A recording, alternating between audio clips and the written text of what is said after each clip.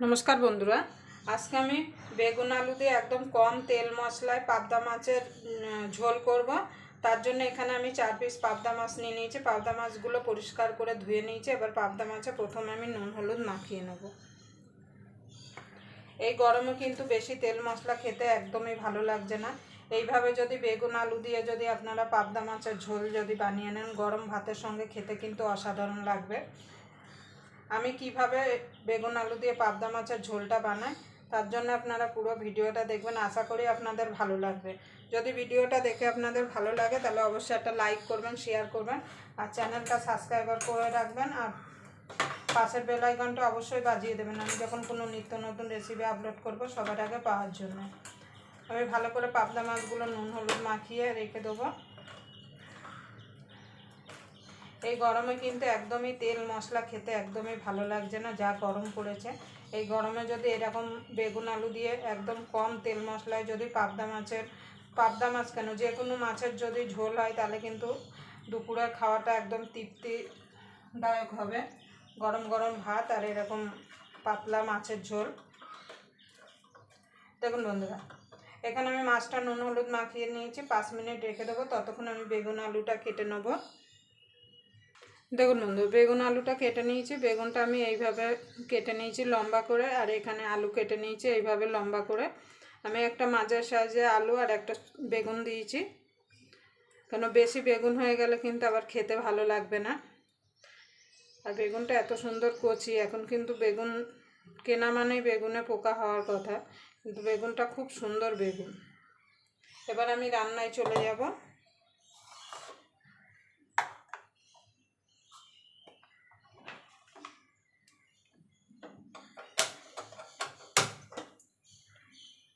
এই মাছের ঝোলটা রান্না করতেও যেমন সময় কম লাগে আর তেমন খেতেও কিন্তু দারুণ লাগে। এবার কড়াইটা গরম হওয়া পর্যন্ত অপেক্ষা। দেখুন বন্ধু, কড়াইটা গরম হয়ে গেছে, দিয়ে দেবো সর্ষের তেল।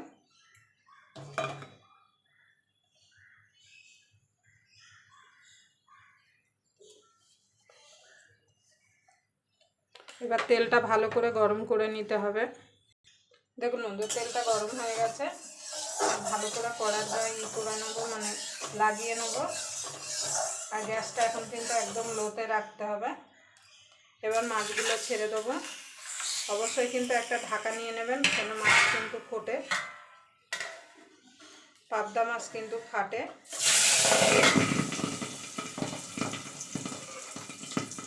আমি এইভাবে মাছগুলো দিয়ে দেবো। দেখুন বন্ধু, মাছগুলো উল্টে দেবো। আমি দুটো করে ভেজে নিচ্ছি, কেন বেশি একসঙ্গে দিলে কিন্তু ভেঙে দেবো। পাবদা মাছ কিন্তু প্রচণ্ড নরম। দেখুন বন্ধু, মাছ ভাজা হতে হতে একটা মশলা রেডি করে নেব। তার জন্য দিয়ে দেবো হলুদ গুঁড়ো,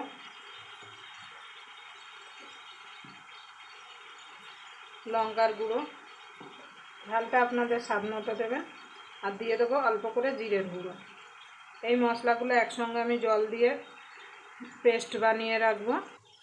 দেখুন বন্ধুরা, এটা সাইডে রেখে দেবো। দেখুন বন্ধু, দুটো মাছ ভেজে তুলে নিয়েছি। এইভাবে বাকি মাছ দুটো আমি ভেজে নেব।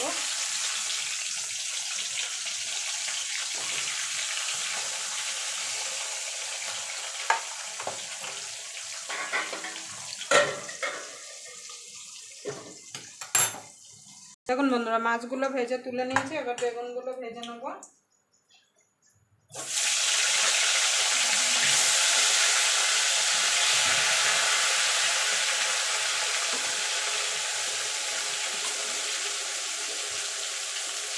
সামান্য একটুখানি নুন দিয়ে দেবো,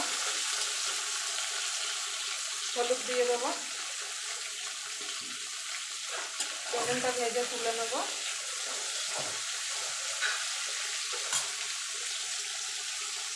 দেখুন বন্ধু, বেগুনগুলো ভাজা হয়ে গেছে, তুলে নেব।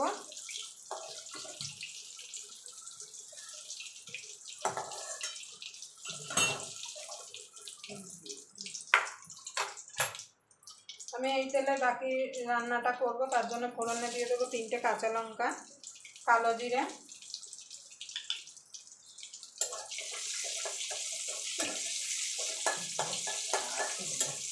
ফোড়নটা একটুখানি ভাজা ভাজা করে নেব। এবার দিয়ে দেবো একটা আলু। আলুটা লাল লাল করে ভেজে নেব। দেখুন বন্ধু, মশলাটা যে গুলে রেখেছিলাম সেটা দিয়ে দেবো। এখানে একটা টমেটো দিয়ে দেবো।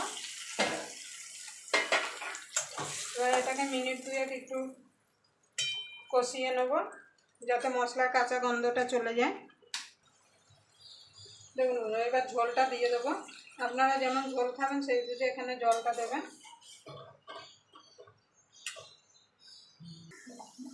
দেখুন ঝোলটা ফুটে গেছে। এবার মাছটা আর বেগুনটা দিয়ে দেবো।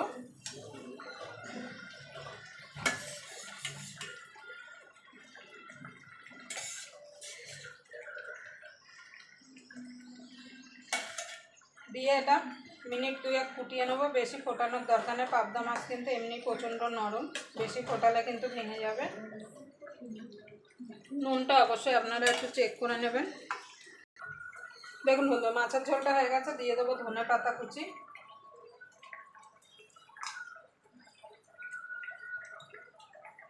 এবার নামিয়ে দেবো।